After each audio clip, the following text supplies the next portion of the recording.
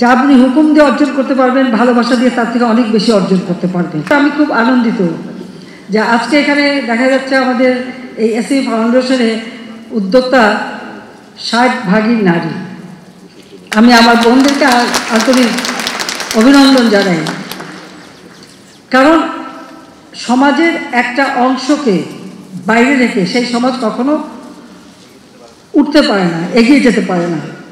তা আমাদের দেশে নারী পুরুষ সকলকেই যদি আমরা উদ্যোক্তা হিসেবে তৈরি করতে পারি, তাহলে সমানভাবে দেশটা দ্রুত উন্নত হবে। এটাই আমরা বিশ্বাস করি। এটা জাতির পিতাও বিশ্বাস করতেন। তিনি বলতেন যে একটা মেয়ের অধিকার তখনই প্রতিষ্ঠিত হবে যখন সেই মেয়ে নিজের পায়ে দাঁড়াতে পারবে, নিজে আর্থিকভাবে স্বাধীনতা পাবে, নিজের অর্থ উপার্জন করতে পারবে, তো সমাজে সংসারে তারই সম্মানটা থাকবে। এই জন্য নারী উদ্যোক্তা আমাদের দরকার।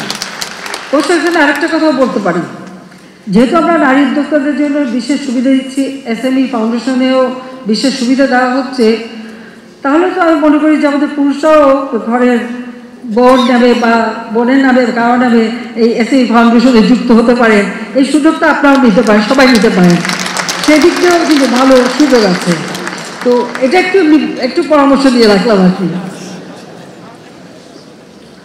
কারণ অন্য কোনো জায়গায় তো 4% সুদে ঋণ পাওয়া যাবে না, কিন্তু এসএমই ফাউন্ডেশনে তো পাওয়া যাচ্ছে।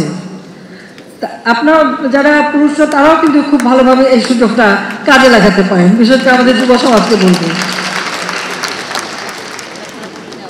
আমাদের শিল্প খাতকে পরিবেশ বান্ধব করতে চাই।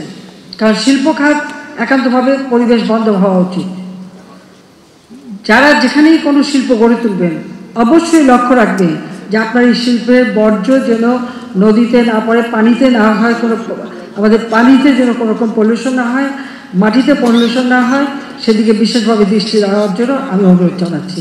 কারণ আমাদের দেশের আসলে জনসংখ্যার দিক থেকে ভৌগোলিক সীমারেখায় অত্যন্ত ছোট, জনসংখ্যার দিক থেকে বিশেষ বড়।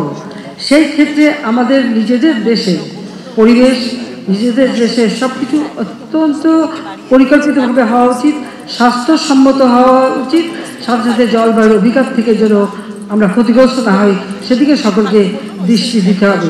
শিল্প আমাদের গড়ে তুলতে হবে, কিন্তু শিল্প বর্জ্য ব্যবস্থাপনা অবশ্যই সকলকে করতে হবে এবং সেটা মেনে নিতে হবে।